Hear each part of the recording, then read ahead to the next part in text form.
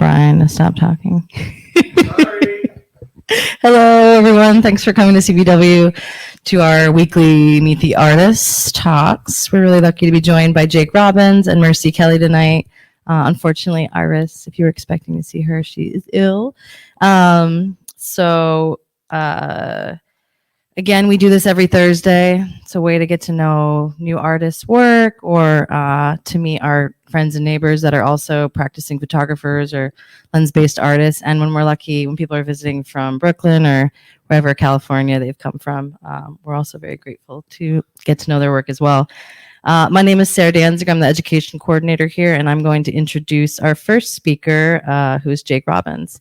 Jake Robbins is a Brooklyn-based audio and visual artist. He has worked primarily in film production and video editing for the last decade, but has expanded his focus to photography and archival practices with the formation of Community Design Lab and creative agency Public Assistance, established during the uprisings of June 2020. He uses image making and record keeping as practical means to combat the systemic erasure of Black, Brown, and queer legacies and build libraries of source material for later reference and application. In October 2022, Jake was artist in residence at Eureka House here in Kingston, run by Sam Liebert here, in Kingston, New York, where he learned the cyanotype process. In collaboration with The Draw, Jake and fellow public assistants worked with burgeoning artists to research the legacy of Ben Wigfall, Communications Village, and cultivate their own art exhibition, Material Heritage.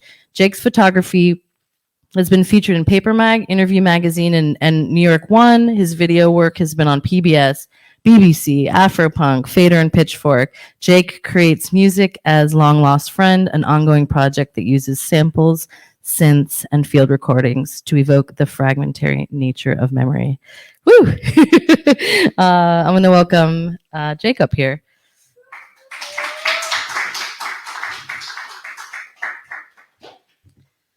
I'm just going to ask that you speak into the mic because that way people at home can hear you. Okay. Thank you. And it's just the next. Just the arrow? Mm-hmm. Hey, everybody. Can you hear me? Can you hear me across the internet? So my presentation is called Building an Active Archive. That's kind of like the backbone of what I do in various forms. Basically, I've been working in film production as a camera operator, but also as a video editor for a very long time. In 2019, I've always kind of taken photos everywhere I go, but in 2019, I had been on consecutive editing deadlines, so I just really needed to leave my house for hours at a time. So I started, walking around Manhattan and trying my hand at street photography, which for me, it was a good exercise, but I wasn't exactly attached to all of the images that I was creating. I do like images that are absurd or images that are kind of striking of people in these candid moments, but I just, was lacking a connection and, just wanted some more out of my experience shooting. So then the pandemic happened, and fast forward to 2020, to May, June, when protests are starting. I wanted to be extremely intentional at protests. I didn't want to be shooting at protests because as a white presenting biracial person, people perceive me just as a white man. And there are so many white men at protests taking photographs, which is a problem for the protesters themselves. It's just a little weird. And I thought that I could better utilize my voice and the way I use space in those moments. So during that time, me and my partner ran into Don, who's here, at a rally, and a space had been established where banners were being painted, and we kind of fell into building up this community space. So that was sort of like a moment where I was starting to feel in community with others and feeling like, okay, I don't want to shoot film because I want to be involved in the process of making all of this. So photography was the way that I could document everything we did, as well as be active in the painting process, the building process, any of the mutual aid work we were doing. I could do all of that while shooting photography. And yeah, these are a few of the images. This here on the bottom left, that is kind of like the first month where we just had this vacant lot and like a small room that had an air conditioner. And yeah, over time, we just kind of did renovations to a laundromat and transformed the space. And I wanted it to be part of my practice that we remember what we were doing, because in Brooklyn, having space like this was kind of an anomaly. And yeah, I felt like it was important to capture that. So here's some more. We had a garden going. Yeah, it was an old laundromat that we renovated. Bottom right is the awning that we had to remove so that we could paint a mural. These are some of the banners we created for the Black Women's March. And these images were featured in a gallery, David Kordansky's gallery. And yeah, so it just kind of became an archival process. It was like, great, we can photograph everything. And when we saw images come back, we were like, oh, cool, what could be striking enough that we could pull from this later? Let's just hold on to these and we'll see what happens. So this is from the Black Women's March. Here's Mercy with the Sandra Bland painting. And yeah, it was a really, really powerful. This was maybe like the extent of my protest photography. I just wanted to capture the media. There were other photographers there, so I knew it would be covered and we'd have a record of that march. But yeah. So within the first couple of months in public assistance, we'd kind of gained a certain amount of attention and were approached by Interview Mag to compose a few pages, had edited a few pages for them. And within that, it was, there were some print works and there was a few photo projects. So I shot BTS of the project that was called Crush on Thee, which was a take on the Crush on You video. So yeah, so this is kind of behind the scenes. That was like a really fun day to see the space activated. Everyone who helped out was part of public assistance. And yeah, it was sort of like this very formative moment where we realized that the collaboration was sort of the seamless thing built into our group. And we could kind of do whatever we wanted to. So these are the photos I took in support of Jasmine. Jasmine is a brilliant, she is a brilliant performance artist, painter, printmaker, who's currently on a Fulbright in Senegal. She wanted to figure out a way to photograph a performance. And it was sort of like meant to be in a way. It was just like, well, Jake will shoot it. And I was like, yeah, absolutely. And it was just Jasmine and I have like a really good relationship and there was just trust from the get-go. So creating these images was really special. And I think that it was a moment where I was like, oh, this is like I've never really considered myself a hobbyist photographer, but this was a moment where I was like, I'm working closely with people that like trust my eye and, you know, want to create. And it was really validating. And this is maybe one of my favorite things that I've shot.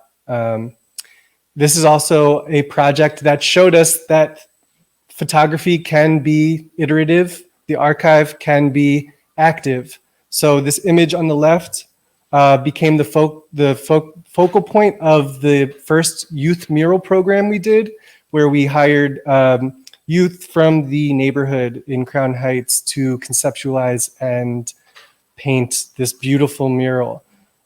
So yeah, so I think seeing that was also kind of a trip to me, seeing an image that I took and was able to make with like close friends, now blown up in this beautiful piece of art, public art that was very much anti-gentrification, which was very much at the core of what we were doing.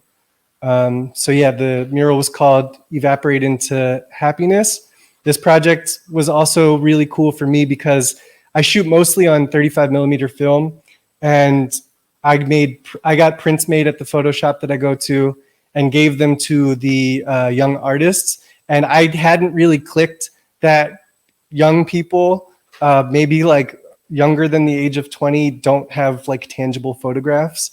And they were really like pumped to get like a handful of pictures. And I just didn't even process that. So I was like, oh, wow, that's like such a trip for me. I feel old, but this is also very nice. It's a nice experience to share. Yeah, and some of them have come back for later years. We've done this every year since, every summer since, different walls. But yeah, it's really, really cool to see young artists find out that they can make art and like get paid for it.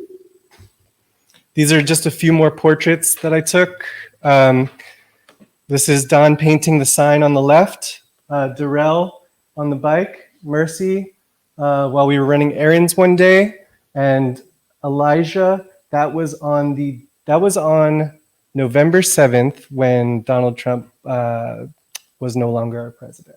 So there was like everybody in the street, and yeah, I think that's like a common thread. It's that I love capturing a lot of excitement and people in the moment.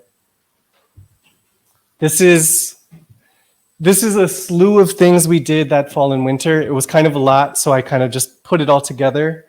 We had performances in the space. We had medic training.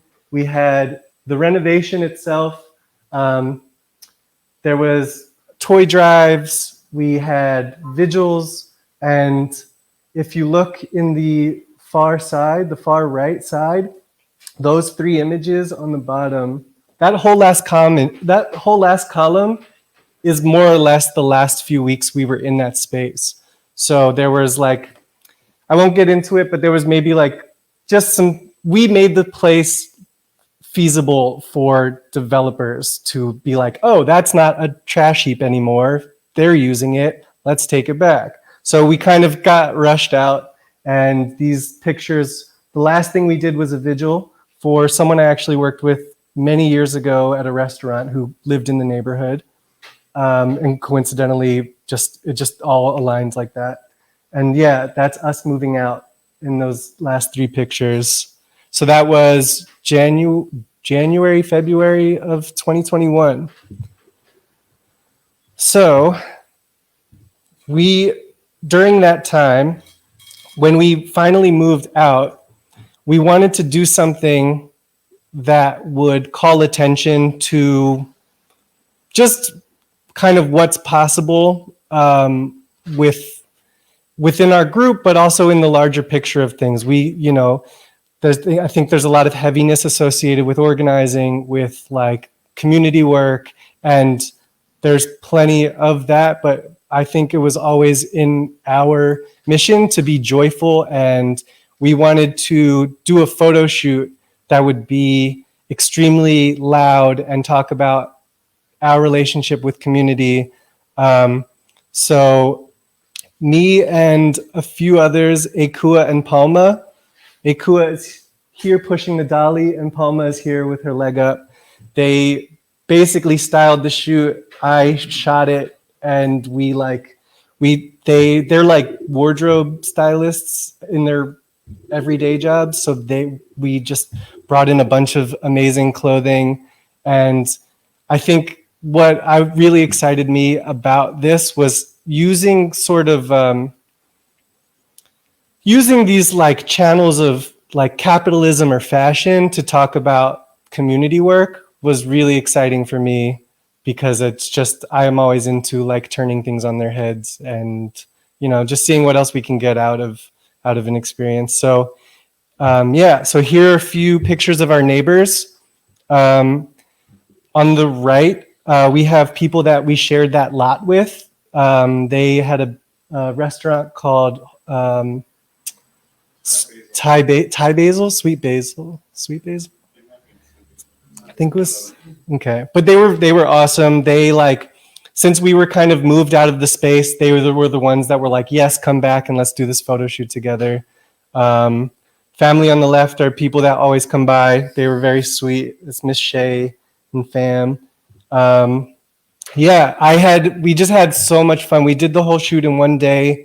This is a few more.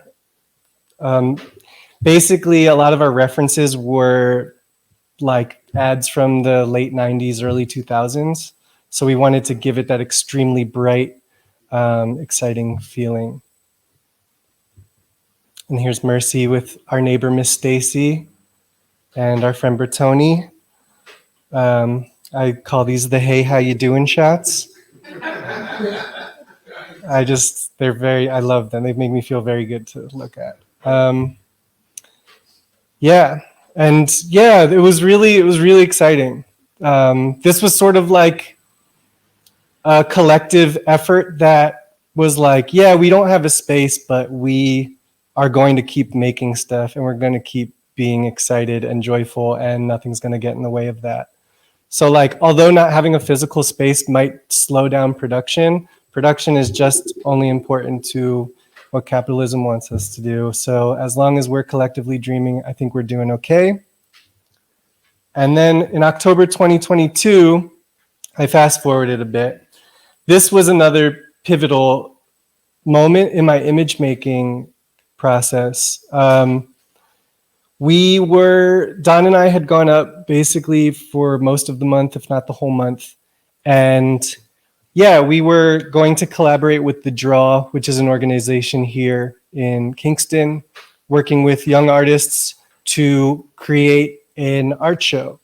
And the backbone of the art show was the work of Ben Wigfall and Communications Village, which in our research, we were like, it's kind of weird how similar public assistance is with Communications Village. It kind of just felt like a good fit. So I had kind of tried a few different things, and Sam ordered cyanotype chemicals and was like, maybe you should try cyanotyping. And I was like, sure. And then I just hit the ground running. So yeah, the show itself was kind of a mixture of different things. Every artist did something completely different. And I kind of fell in love with cyanotyping because for me, I like research. I like finding old photos, and I like giving old photos a new life. This was a really good way to just like recontextualize a lot of things that might be forgotten, or like histories that should be told. And yeah, what Ben Wigfall did was like so incredible for the time. Just opening up a print shop for people in the neighborhood to come through and learn how to do basically whatever they wanted. So this is just a sequence of experimentation. This collage I made with magnetic tape and a transparency and some leaves gathered from the yard. This was one of the first things I experimented with, and it ended up being the flyer for the opening, which was really cool. There was like, I think the residency at Eureka was really formative because in an artist residency, you're not bogged down with like, work deadlines for work you're not really, maybe not invested in. And if anyone who employs me is watching this, I'm sorry. But I'm saying that there was such a level of play at Eureka that I was not accustomed to. For a whole month, I was able to experiment and see what stuck. And that's just completely invaluable. So if you are watching and you're an aspiring artist or photographer, I highly recommend seeking out artist residencies. This was maybe the most formative experience in my career as an artist. This was also my first residency. So these are also experiments. I was starting to just collect things from the yard. This was clippings of red dahlias that I used as stamps, just to see in different densities how they would look. And I think that part of the experimentation and archiving of these things is like, it's always going to live somewhere. And at some point, if we're like, hey, we should like design clothes or something, you know, we've done, and I've talked about this, and, you know, it's like, cool, this could be a print. We could make this into a print or something. So just knowing that photographing things and storing them in the archive, that they'll have a life later, is something that's very, I think I'm infatuated with that idea. I'm generally a big music dork too, and I collect records. So digging, and that process of digging and going through old things is kind of like in my creative process. And yeah, so I took images that, you know, stood out to me, or things that I wanted to see in other ways. Jasmine had left for Senegal last December, and I wanted to make sure she had just like a token of our friendship. So I made a handful of these prints, and I gave one to her to take with her. I love doing the cyanotypes on fabric because it's just more rugged. You can kind of like iron it if it needs to get creases out. It's not as fragile as paper. It just feels more substantial to me.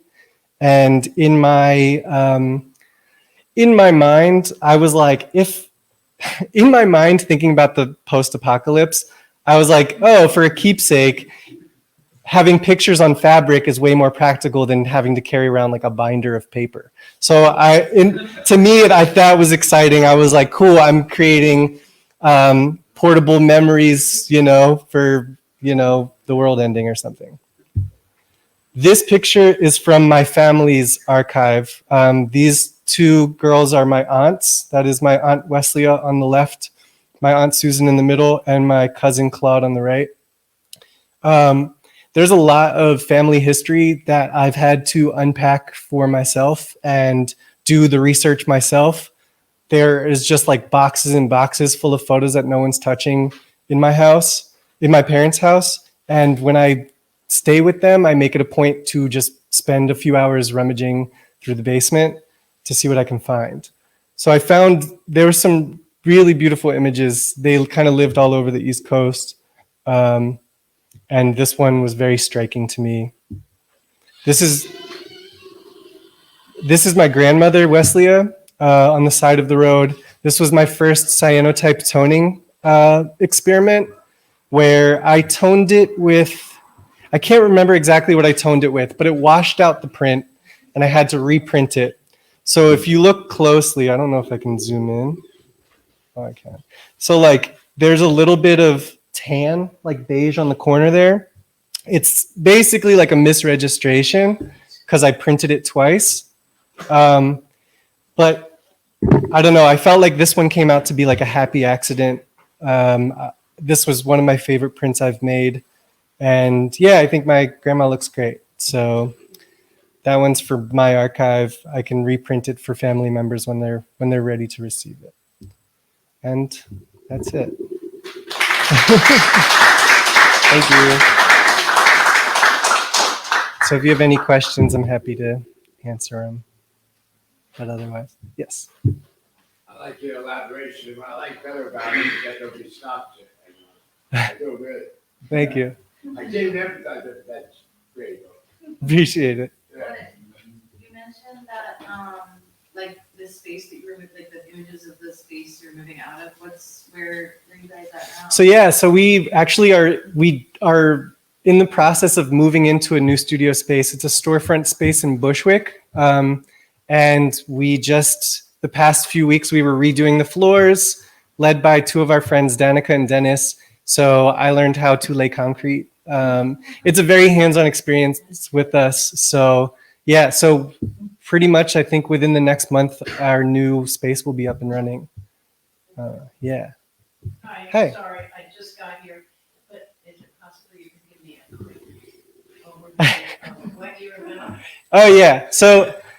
So my elevator pitch is that I am an artist with photographic tendencies, and I love archiving, and I love to build libraries that I can always pull from, that friends can pull from, and creating source material for later work. So I will just quickly go back just to 2 slides. So I did one shoot with friends.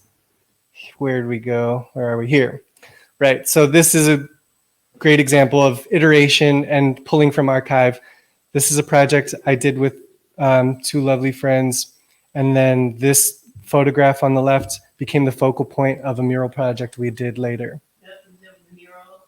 Mm-hmm. No, not on The mural in the center, this big picture, that's this picture on the left here. So that's kind of what my work focuses on, is mostly archival practices and building archives So, for later Is use. there anything specific in your archives that you're building in terms of your approach to, let's say, humanity? Or Yeah, sure. what is your perspective on that? Yeah, so I wish you were here because I went through this. No, you don't have to show me the picture. Okay. Just tell me your philosophy. So I'm part of a collective called Public Assistance, and we are a creative design lab and community hub. So we do every kind of art you could imagine, and we do mutual aid, and we love to be involved with our neighbors. Are you familiar with Interviewers Archives as well? Interviewers Archives? Interference. Oh, I've heard of it, but I'm not. Really? Yeah, Brooklyn.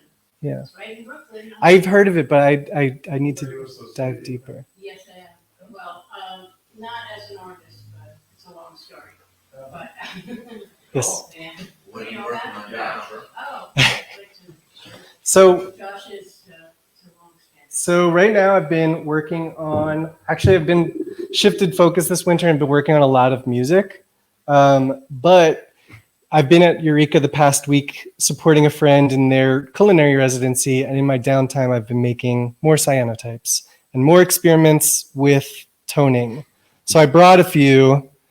They're not as big as the ones on screen. And, oh, thank you.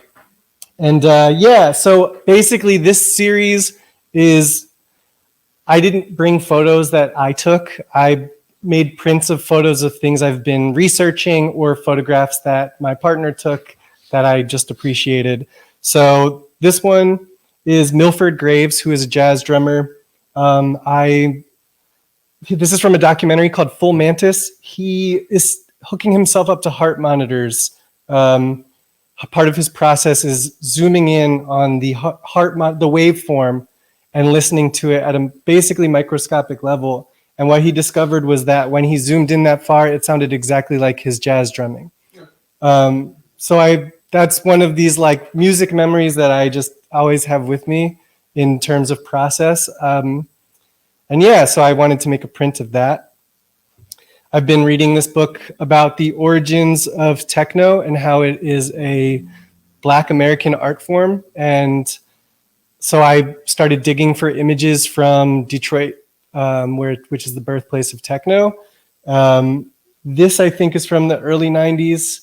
And I've also been messing with texture, where I don't do like an even coat of solution on the fabric. I wanted to make it feel more fragmentary. I wanted it to feel like it just appeared when you poured water over it, I guess. So yeah, this is another favorite that I've made this week. Yeah, here's a big one. This is a image that my partner took while she was in Colombia last week, and it's a little overexposed, but I think it gets the tonal range of the image really well.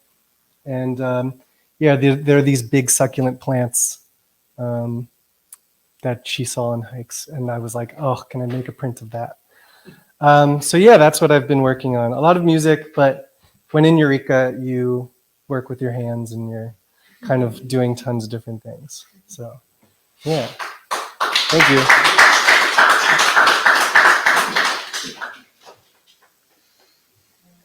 Thanks, guys. Thank you, Jake. We'll take a brief break so people can stretch their legs and get some coffee and water and bathroom, and then we'll come back and we'll bring Mercy up. Cool, everyone? Thank you, Jake. That was wonderful. I think we had one question from online that was, what dimension are the cyanotypes? So most of the cyanotypes were like 22 by 17. So at Eureka, there is a pretty large exposure unit. So we wanted to, Danica, who was making cyanotypes with me, we were like, let's make big prints. So the ones I made this week were smaller, just so because I have to travel tomorrow, so I wanted to make packing easy. But yeah, the first trip we did, most of them were 22 by 17, and the biggest one we did was like 36 by 36. We did a really big one for the show. I think we're done Can I with. say one thing if I forget? There's a black box band in there, black instrumentals, and Baltimore dances too, excellent, just to say. Okay. There's instrumentals, trades anyway, format. Mhm. Black. When they, when they stand draft everything, I think it's essential. Like by roots. Like Toby that got roots too. Mm. See, of course. All right, let's take a break, and please, you have a sneak peek today. We've been Adam, Ryan, where'd he go? What is that? Oh, Adam, right in front of me. Adam, Ryan, and Nicole have been installing this show that is going to be opening up on Saturday, which features from 5 to 7, which features black photo booths from the collections of Naki. What's her last name? Gorin and Oliver Wasso. So you have a little sneak peek. Thanks.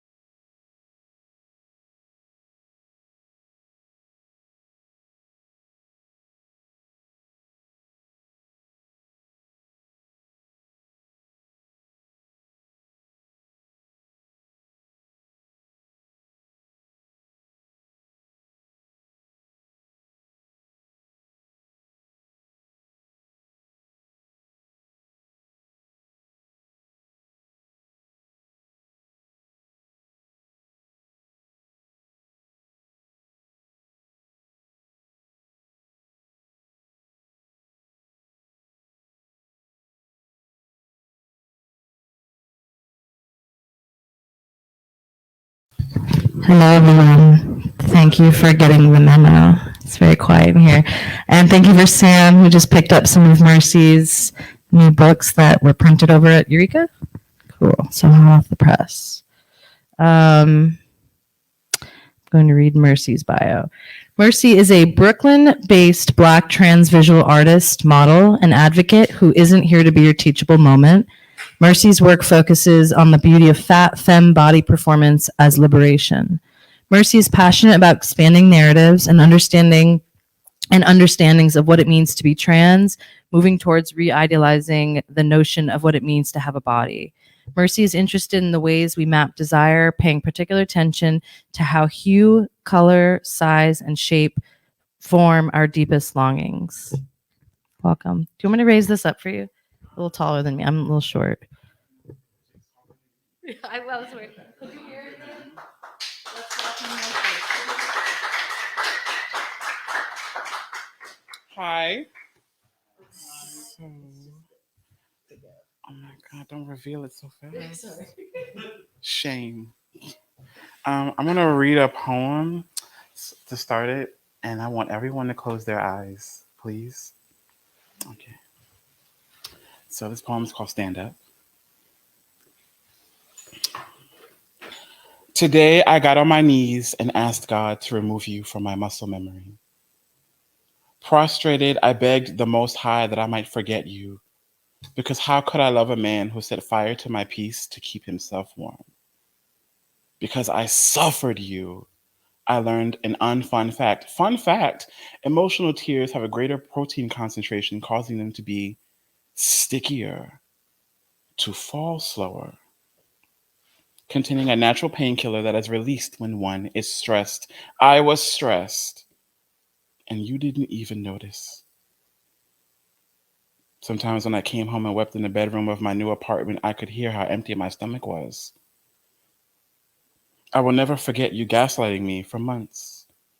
I will never forget sitting on your floor listening to Moses Sumning, recalling how you told the woman you did love that you were connected to her sexually, but emotionally to me.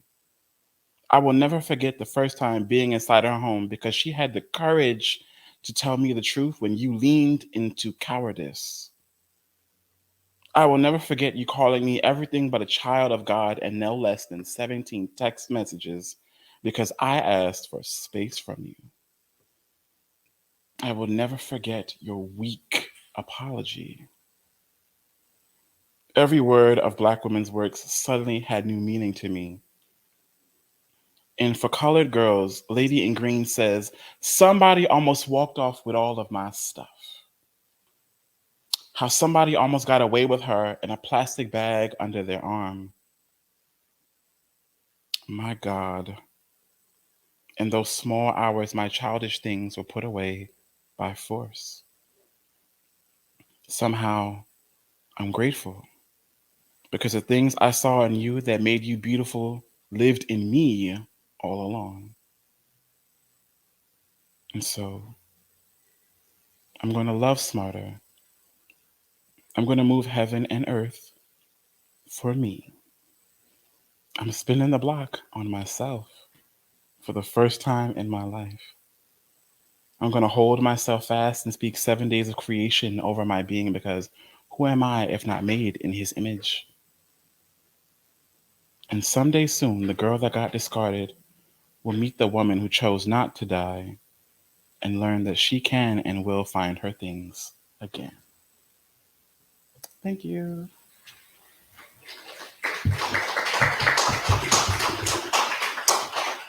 So that was, I finally finished that this year. It started in 2020. I fell in love with the wrong man. And we got through it.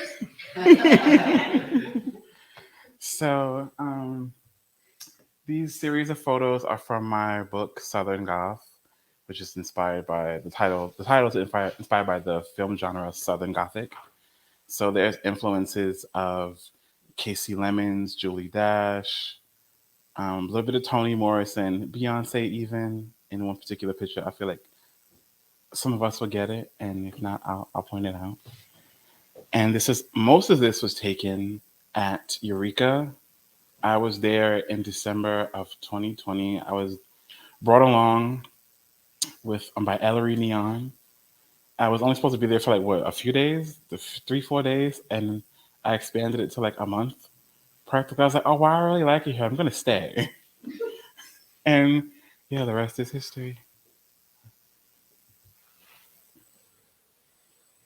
This is the porch on at Eureka. And I literally just woke up one day like, Sam, I have an idea. Get the camera. And this is my interpretation of my internal staff meeting. Because I think I feel like there's so many versions of me in my head. And at the same time, this is kind of like inner child work because it's just like play and absurdity. And I get to be like whoever I want. So it's like here as I'm like a showboat.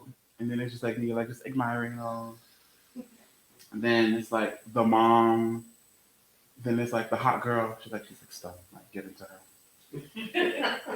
And then it's like over there, they're just like the cheerleaders, like, we're too good to be involved with the rest of you. This is the studio of us, the floor of the studio of Narcissus Sister. She was also one of the artists in residence at the time. She's very interesting because she likes unsalted butter. And it was a problem for me because I like toast. And and so she would have like I remember one time I got up one morning and like I made toast and I put like a ridiculous amount of butter. And when I got bit into it and I was stunned, I was like, wow, I can't taste anything. And so I did another round of like butter in the skillet. And then the same thing happened. I was like, someone's playing with me. And then I saw the label said unsalted. I threw like the only fit. Because who eats unsalted butter for pleasure? Like, that's scary. But like, Narcissus Sister kept very strange hours. So while everyone was up during the day, she would be sleeping in her room. And then around like 3, 4 o'clock, that's when she's like active in her studio. She would come downstairs and like eat beets with unsalted butter. Yeah, she's a character. I met her the first day. Narcissus Sister has a very particular voice. Like you can hear it through like 3 walls of concrete. And I wasn't sure that I liked her at first, but she grew on me like a fungus. And that's Sam. I had on Eden's, I don't know what you call it, but it was fun. And Sam had some makeup on, like right in the eyes. Yes, that's Sam. That is me in front of the porch again. We were up there printing. I did a second print of my books, and this is around the time we were like doing the promos for Volvo Truck, which is a show at the Shed by Don Christian Jones. Right there. Put your hand up, please. And so Sam had lent me his Polaroid camera, which is like one of the newer ones because everyone loves Polaroid now. So it had double exposure capability. So I wanted to play around, and Sam was very, very helpful, very flexible. That's Jake right there. We were doing we did like promo photos for the book. So we went to Brooklyn Botanic Garden, and it was really nice that like, and it's passing this lavender field, and Jake had on like a lavender sweatshirt. So it just made sense to get a photo of Jake. You see Jake again to the right. That's the right.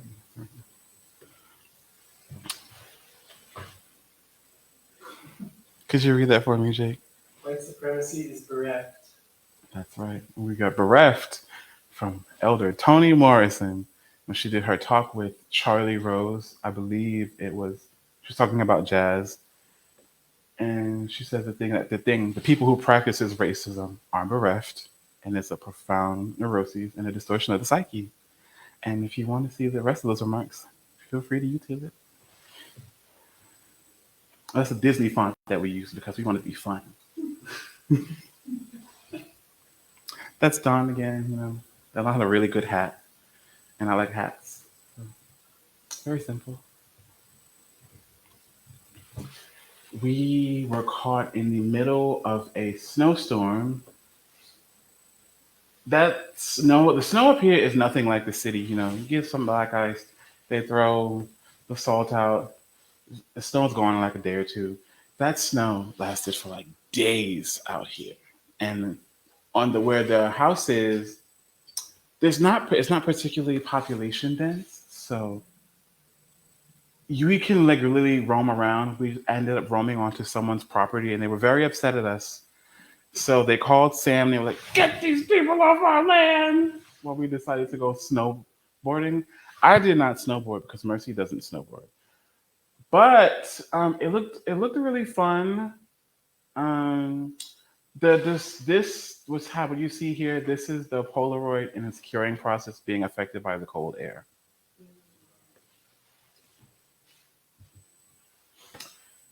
That's me getting some sunlight in the morning. It was actually freezing, but we would do anything for the photo. I had yellow. I like to color coordinate in that way. Back then, I don't do it anymore. But yeah, it was freezing. I thought I looked great, and so I had one of the residents before breakfast. I'm like, come with me outside and take this picture, and we were very satisfied. This is the one that I believe references Daughters of the Dust, Lemonade, Casey Lemons the most. If anyone ever seen Eve's Bayou, they have like this really massive house. The story of Eve's Bayou is one of how memories are indelibly imprinted on the brain. Well, at the same time, memories can prove to be unreliable. And I thought this is just like this was my lemonade moment. I'm lemonading.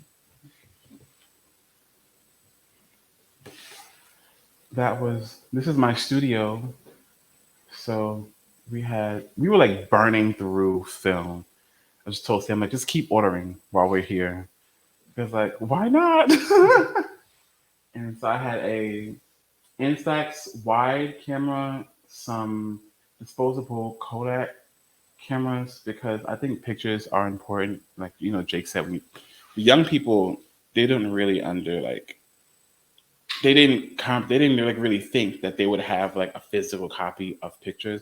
I'm a 90s baby, so I have nothing but pictures at home. And for me, it was very important because I operate under the pretense that I want to give my children some pictures like, look at mommy and friends. Like, we were badass.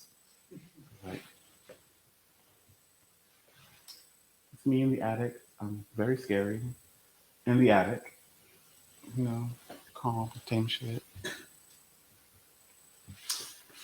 You can't really see it, but that's Sam in the red hoodie. That's the quarry where the water is like crystal clear. Although I wouldn't know because I didn't make it that far because it was cold and it was snowing. And I unfortunately made the mistake of wearing heels while going up this said quarry. And I had an edible. So I was like incapable of making it up the hill all the way. So this was enough. I took the photo. I'm like, okay, we can go home now. And I never went back. Someday though, there's hope. There's hope. This is the sunroom of the house. It's like fucking stunning. Like you come in, there's all this plant life. I don't know who maintains these plants, but they do an excellent job every morning. Before I would like migrate to the porch where I would do breakfast in the sun from 10 to 11 because you get the best sunlight there. I would do it there. And yeah, it's pretty pretty.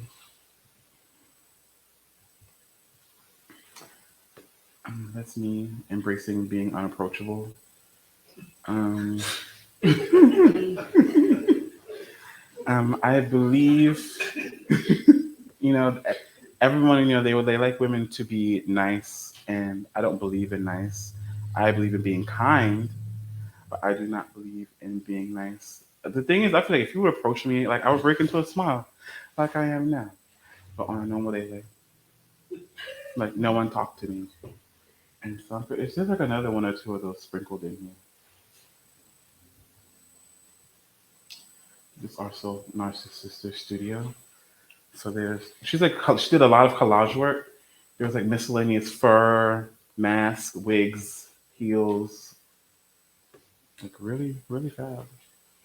I was very grateful that she let me in her studio because like she didn't have to.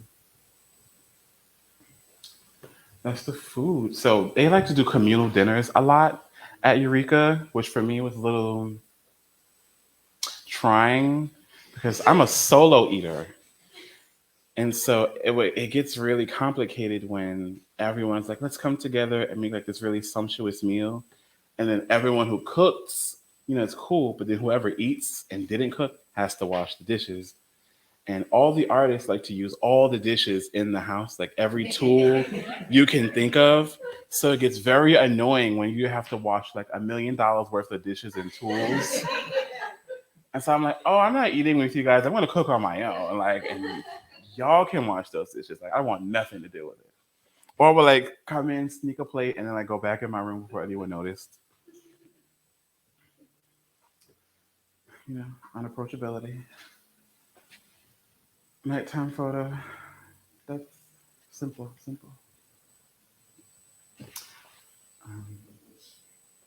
I had Sam, you helped me with this one, right? That was a really good blanket. I don't know where that blanket is in the house anymore, but I thought we should do a fall photo shoot.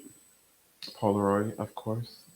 Again, a very high DPI, otherwise it will look terrible on this screen. But it speaks for itself.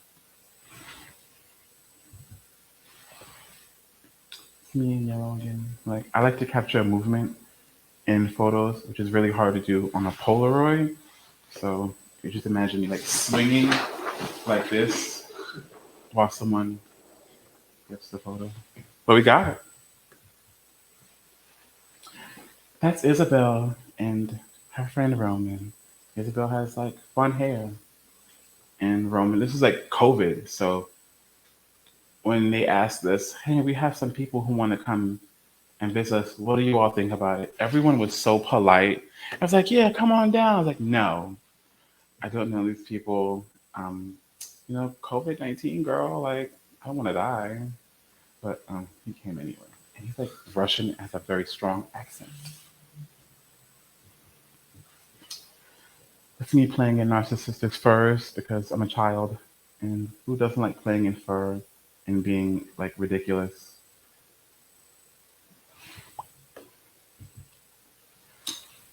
That's also one of Narcissister's masks. Narcissister only performs in masks, so if you don't know her personally, you don't know what she looks like. And what she likes to do is perform, and then at the end of her show, she'll go through the crowd, unmask, and get people's honest take. And I actually respect it because if everyone knows it's you, they're gonna sycophant and tell you what they think you want to hear, versus you go unmasked. Like, what do you think of the show? I thought it was shit. Versus like, oh my god, it was like so stunning. She's amazing. And like, Narcissistic shtick is like pulling things out of her, like out of the blue. Like she'll have like 6 pairs of panties, like stuffed somewhere, like in her actual body, and then like on video, she's like, yeah.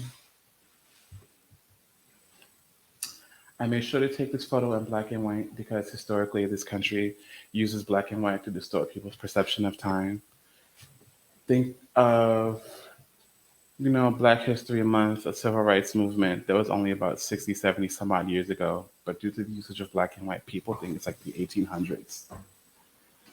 And the harm and the violence that black and brown people experienced in this country is very recent.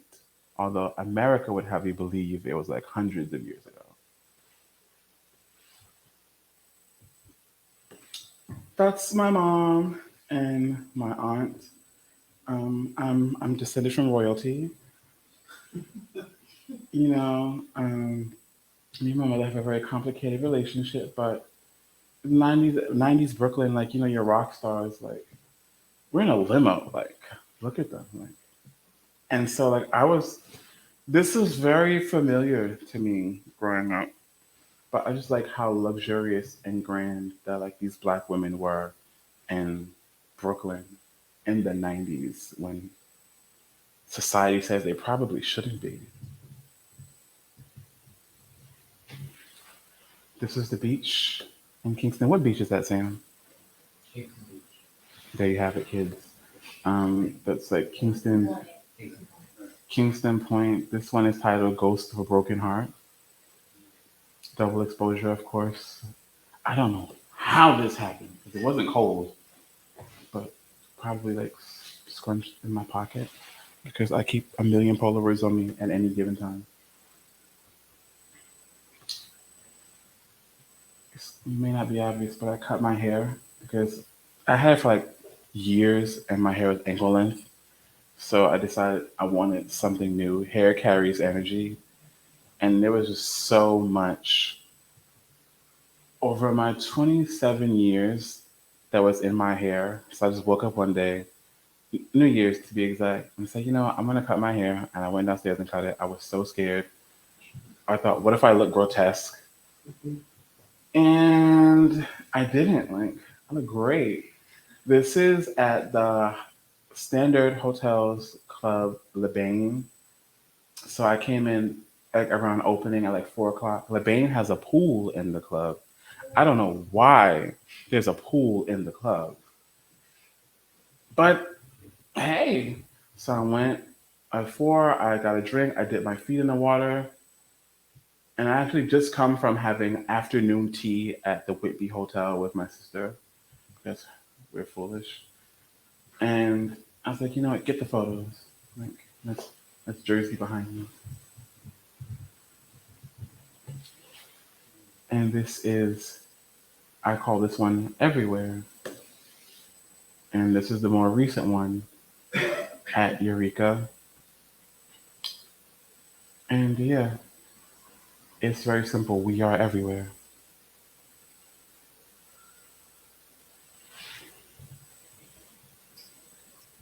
That's it. I don't know why there's no last slide, but that's the end.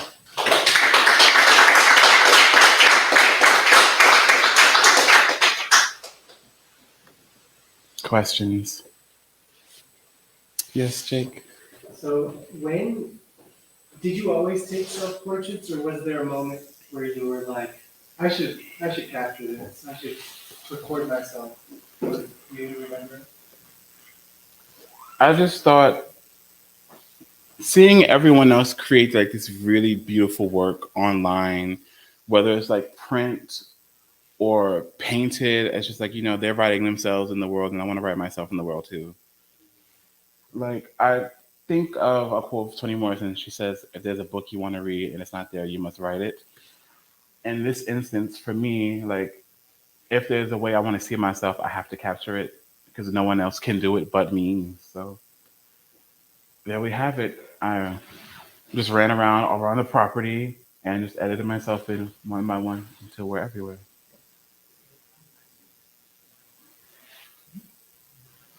I like your photos, and as I looked at them, these like photographers were running through my brain, and I kept thinking of like Ralph's Meteor and Reside. They were like somehow some kind of energy that's in your work that sort of somehow they flew into my brain. So, are you familiar with them? I'm not, but research, I will research. But thank you. Let's look them up. How do you see the connection between your written pieces and your image pieces?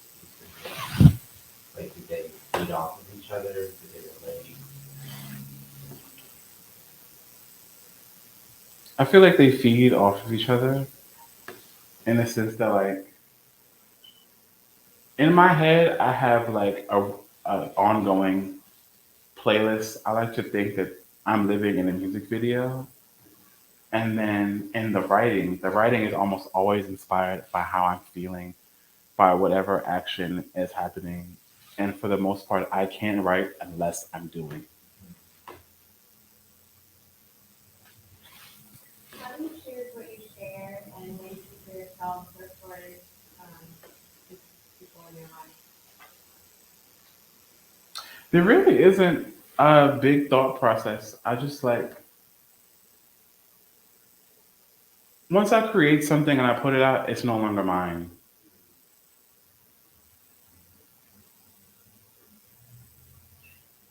And like, I'm proud of it. I was interested in what's the technical difference between this shot and the staff meeting? They're both actually done on the same camera.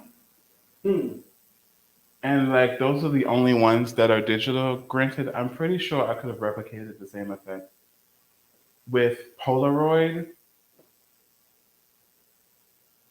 I just wanted to see what I could like do and like get like a level of crispness that I know with digital that isn't always available with Polaroid. Because the staff meeting, Mhm. I think, does not have the technical perfection that this photo does. And thus, I think it is more powerful. Also think there's more of us compared to like compared to the staff How did you meeting. make that? Literally, just going through different parts of the property, having Sam take a photo of each one. What I did is I take a blank one first, just to have a uniform setting and light, because then you have to edit for every single one. And then at that point, each point I just go around and I just edit literally around it.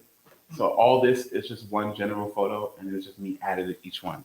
So each figure was added into the landscape, is that what you're saying? But you kept the camera the same? I kept the camera the same, Polaroid, so then I don't have to edit around movement. With the with the tripod that I use, I didn't have to edit around movement, because if I do it handheld, then I have to shake it and stuff. What kind of camera are you using? A Polaroid, you said? No, this one is digital. Oh, okay, On a tripod. okay. Then you have to Photoshop it. So you, okay. Actually, no, I did this on my phone. You edit this on your phone? Wow. Like on Photoshop on your phone? No, I use this app called PhotoFox. I paid like $5 so that I could edit unlimited photos, and I just did it on my phone. Cool. A regular, degular iPhone. And you have custom set? So, cameras have. You say the world is changing. Cameras there. I also Yeah, feel so- like this is a really powerful one, and I think one of the things about it for me is how joyous it is. There's like, as they said, technically there's a whole level of the way that it's able to express itself, but also you, assuming that's all you, have taken on so many amazing forms, and your exuberance and the way you're, using your figure, it's like a dance. How do you see this fitting into so many of the ones where you said you were inapproachable? Well, the beauty of Southern Goth is that it's a journey, and it's like an open diary. So in those moments where I was in the beginning stages of being unapproachable, I feel like here at where we're everywhere is me just really accepting myself. And so being unapproachable is just a facet of a great many things, because we're a great many things all at once. Is she in there, the unapproachable one? Oh, absolutely.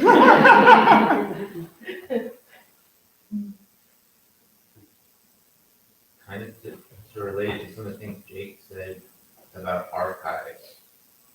Is that something you think about with this growing body of work or number of photos? Not particularly. Or if at most, I'm really obsessed with like this one and staff meeting out of all of them. The ones you see and the ones you haven't seen. Yeah. What is that? What's the time difference between these two, this one and staff meeting? Staff meeting was done 2021, I would say. This one was done like November 2022.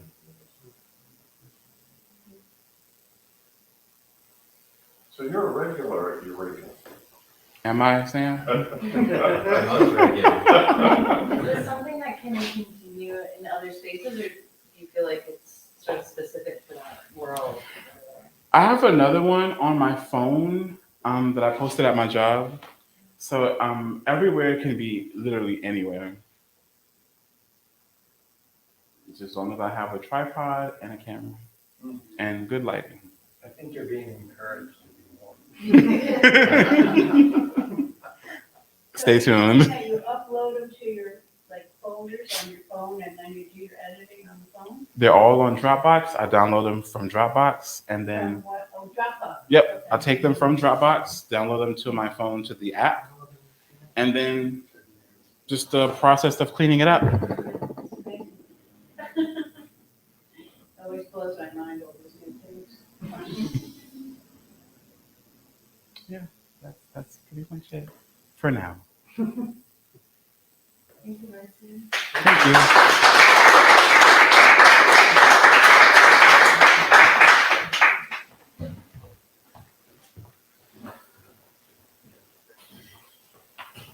Thank you, Mercy, and thank you, Jake. That was such a wonderful evening, and thanks for the Eureka crew coming through and Don Christian. And next week we have two photographers, Ben Brody and Jason Coxfold, and I hope that you will all be able to come out. Let me pull up that information. Oh.